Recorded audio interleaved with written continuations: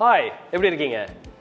Recipecheckr சேனலில் எப்பொழுதும் restaurant style real recipes போடுவோம். பட் இன்றைக்கி மாற்றி ஒரு ஹவுஸ் ஹோல்ட் ரெசிபி, இந்த டிஷ் வந்து என்னோட பெஸ்ட் ஃபேவரட் டிஷ்ஷுன்னு சொல்லலாம். ஒரு யம்மி டிஷ், சீசனல் டிஷ், மாங்காய் பச்சடி. இதை ஒரு பர்ஃபெக்டாக பண்ணுனா அதில் இருக்கிற ஒரு பஞ்சி டேஸ்ட், அது ஒரு யம்மி ஃப்ளேவர், அந்த ஒரு டேஸ்ட்டு அது வந்து நீங்கள் எல்லா டிஷ்ஷோடையும் சேர்த்து சாதத்தோட, குழம்பு சாதத்தோடு சாப்பிட்லாம், ரைஸ் சாதத்தோடு சாப்பிட்லாம். எல்லாத்துக்கும் சூட்டபிள் ஆகின ஒரு பர்ஃபெக்டான டிஷ், சிம்பிள் குயிக்காக பண்ணுறது. இந்த ரெசிபி என்னோடய ஃப்ரெண்டோட மதர் தஞ்சாவூரில் ஒரு 15-20 வருஷம் முன்னாடி குக் பண்ணது. அதை நான் ஃபாலோ பண்ணி குக் பண்ணிகிட்ருக்கேன். எங்கள் வீட்லேயும் இதே ரெசிபி தான் யூஸ் பண்ணுறோம். ஒரு பர்ஃபெக்ட் டிஷ் செஞ்சு பார்த்துட்டு எப்படி இருக்குன்னு நீங்கள் சொல்லுங்கள். வாங்க டேரெக்டாக ரெசிபிக்கு போயிடலாம். இன்றைக்கி இதயம் வழங்கும் மாங்காய் பச்சடி. I'm Sundar. Welcome to Recipecheckr.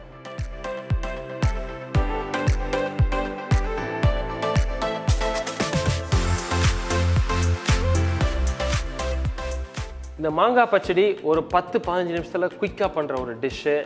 ரொம்ப கம்மியான ரா மெட்டீரியல்ஸ் தான், ஈஸியாக பண்ணிடலாம். அதுக்கு தேவையான என்ன இன்க்ரீடியன்ஸ் அப்படின்னு பார்த்துருவோம் வாங்க.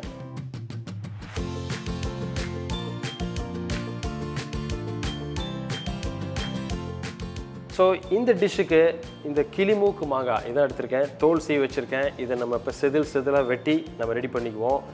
இந்த மாங்காயோட என்ன ஸ்பெஷல் அப்படின்னா, சம்மரில் இந்த மாங்காவோட ஃப்ளேவர் கொஞ்சம் நல்ல ஸ்பெஷலாக இருக்கும். அதனால் இந்த சம்மரில் பண்ணால் இன்னும் நல்ல ஒரு பஞ்சி டேஸ்ட் இருக்கும். ஆனால் இதோட பியூட்டி என்னென்னா, இந்த மாங்காய் த்ரூ அவுட் த இயர் நமக்கு கிடைக்கும். அதனால் எனி டைம் பண்ணுற ஒரு டிஷ் தான்.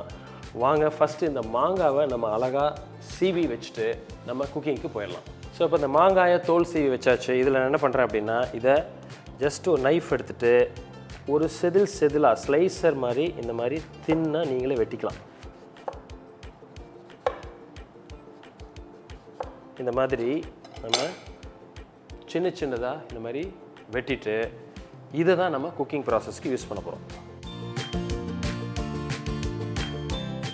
ஸோ இப்போது அந்த மாங்காய் வந்து இந்த மாதிரி நம்ம ஸ்லைஸ் பண்ணி அழகாக சிப்ஸ் மாதிரி ரெடி பண்ணி வச்சிட்டோம். ஸோ இதிலேருந்து நம்ம குக்கிங் ப்ராசஸ்க்கு போயிடலாம். ஸோ ஃபஸ்ட்டு ஒரு கடாய் எடுத்துகிட்டு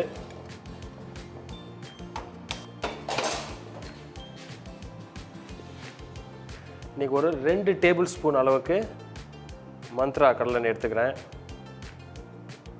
இப்போ இந்த எண்ணெய் கொஞ்சம் சூடாகி வரப்போ ஒரு 2லேருந்து ஒரு 3 காஞ்ச மிளகாயை ஜஸ்ட் கிள்ளி போட்டுக்கோங்க. நம்ம காரப்பொடி போட போகிறோம். பட் இந்த மிளகா போட்டு கொஞ்சம் வதக்கிறப்போ ஒரு தனி ஒரு ஃப்ளேவர் கிடைக்கும் நமக்கு.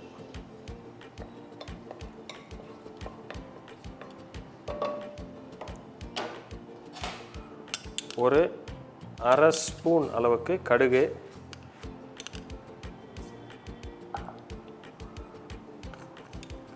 ஒரு 1/4 ஸ்பூன் அளவுக்கு உளுத்தம் பருப்பு வந்து ஜஸ்ட் ஒரு ஃப்ளேவருக்கு தான்.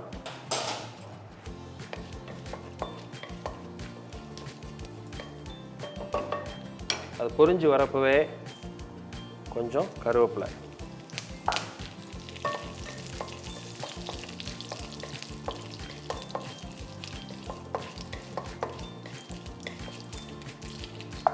ஸோ அது பொரிஞ்சோடனே நம்ம எடுத்து வெட்டி வச்சுருக்கிற மாங்காய்,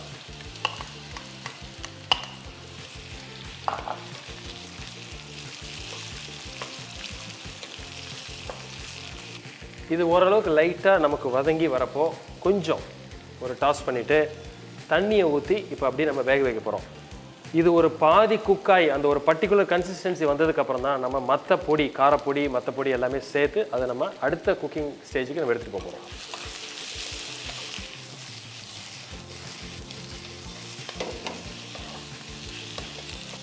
ஸோ லைட்டாக ஒரு 30 செகண்ட்ஸ் வதங்கினோடனே இப்போது நம்ம தண்ணியை இதில் ஊற்றிடுறேன். இதில் எவ்வளோ தண்ணி வேணும்னு பாருங்கள். ஜஸ்ட்டு இது வேகிற அளவுக்கு நமக்கு தண்ணி இருந்தால் போதும்.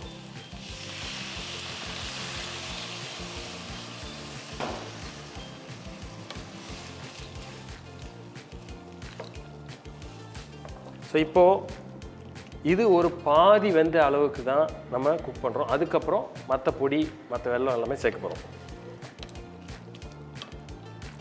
ஸோ இப்போ பார்த்தீங்கன்னா இது கிட்டத்தட்ட பாதி வெந்துருச்சு. கிட்டத்தட்ட ஒரு 3லேருந்து ஒரு 4-5 நிமிஷம் இருக்கும்னு நினைக்கிறேன்.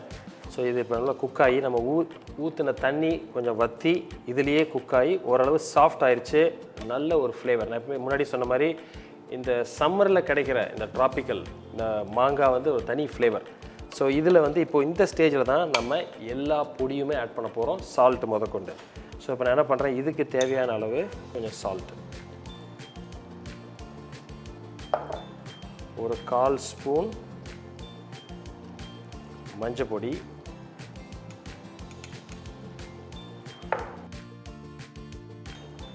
ஒரு 1/2 ஸ்பூன் காரப்பொடி,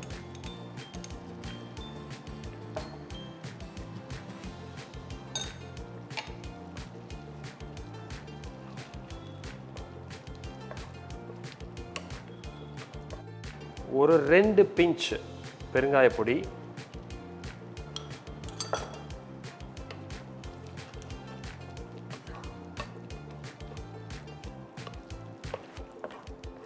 நம்ம ஐடியா என்னென்னா இந்த காரப்பொடியும் மஞ்சள் பொடியும் அந்த ஒரு ரா ஃப்ளேவர் போகிற அளவுக்கு ஜஸ்ட் ஒரு 1 மினிட் குக் பண்ணிவிட்டு நம்ம ஏற்கனவே பொடி பண்ணி வச்சுருக்கிற வெல்லம் அதை அதில் ஆட் பண்ணுவோம். நீங்கள் வெல்லம் பாகா காய்ச்சி கூட ஊற்றலாம், பட் பவுடராகவும் போடலாம். யூஸ்வலாக நீங்கள் எவ்வளோ மாங்காய் எடுக்கிறீங்களோ அதுக்கு பாதி அளவுக்கு கொஞ்சம் அதிகமாக வெல்லம் எடுத்துக்கலாம். எப்பொழுதுமே வெல்லம் போட்டோன்னே அந்த மிக்சர் கொஞ்சம் டார்க்காகும், அதே மாதிரி கொஞ்சம் லூஸ் ஆகும். அது அந்த வெல்லத்தோடு சேர்ந்து குக்காகி உங்களுக்கு அந்த ஒரு அளவுக்கு டைட் ஆகிற ஸ்டேஜில் நம்ம அதை ஸ்டாப் பண்ணலாம். இப்போ பார்த்தீங்கன்னா ஒரு பர்ஃபெக்ட் கலர். இது இன்னொரு 2லேருந்து ஒரு 3 நிமிஷம் நல்லா கொதிக்கலாம். இது எப்பொழுதுமே இந்த மாங்காய் பச்சடி ஆறுனதுக்கப்புறம் கொஞ்சம் டைட் ஆகும். அதனால் நீங்கள் ஃபைனலாக எந்த கன்சிஸ்டன்சி வேணுமோ அது வரைக்கும் நீங்கள் குக் பண்ண தேவையில்லை, அதுக்கு கொஞ்சம் முன்னாடியே நீங்கள் எடுத்துடலாம். ஸோ அப்போ ஆறுறப்போ உங்களுக்கு கரெக்டாக இருக்கும். ஸோ இப்போ பார்த்தீங்கன்னா ஆல்மோஸ்ட் இது இப்போ ரெடி. கொஞ்சம் டைட் ஆயிடுச்சு. இந்த மாங்காய் வந்து சில பீசஸ் தான் அந்த மாதிரி தனித்தனியாக இருக்குது, அது அப்படியே இருக்கலாம். ஏன்னா அது நம்ம சாப்பிட்றப்போ ஒரு நல்ல ஒரு மவுத் ஃபீல் கிடைக்கும். பட் மெஜாரிட்டி இந்த இன்க்ரீடியன்ஸ் மாங்காய் வந்து பேஸ்ட் மாதிரி ஆயிடுச்சு. ஸோ பர்ஃபெக்ட் மாங்காய் பச்சடி. இது வந்து ஒரு வித்தியாசமான ஒரு டிஷ். இன்ஃபேக்ட் இதில் வந்து உங்களுக்கு ஏதாவது இந்த வேப்பம் பூ கிடச்சதுன்னா லைட்டாக ஸ்ப்ரிங்கிள் பண்ணி மிக்ஸ் பண்ணலாம். ஸோ எல்லா டேஸ்ட்டும் அறுசுவையும் நீங்கள் டேஸ்ட் பண்ணுற ஒரு டிஷ் அப்படின்னா இதுதான். இனிப்பு, காரம், புளிப்பு எல்லாமே இருக்கும் இதில். So it's perfect. So stove off பண்ணியாச்சு. ஸோ இன்றைக்கி ஒரு பர்ஃபெக்டான மாங்காய் பச்சடி என்னோட ஒரு favourite dish, all time favourite dish. ஒரு ஹோம் ரெசிபி, பட் இதை இப்போ நிறைய ரெஸ்டாரண்ட்ஸில் இப்போது ஆட் பண்ணியிருக்காங்க. ரொம்ப சந்தோஷம். ஸோ இதை பார்த்து என்ஜாய் பண்ணியிருப்பீங்கன்னு நினைக்கிறேன். பிடிச்சிருந்தா எங்களுக்கு ஒரு தம்ஸ் அப் கொடுங்க, ஃப்ரெண்ட்ஸோட ஷேர் பண்ணுங்கள். இதே மாதிரி இன்னொரு நாள் ஒரு யூனிக் ரெசிபி, ஒரு சிம்பிள் ரெசிபினாலும் அதில் இருக்கிற டிப்ஸ் அண்ட் டெக்னிக்ஸோட மீட் பண்ணுறேன். அது வரைக்கும் ஹாப்பி குக்கிங்.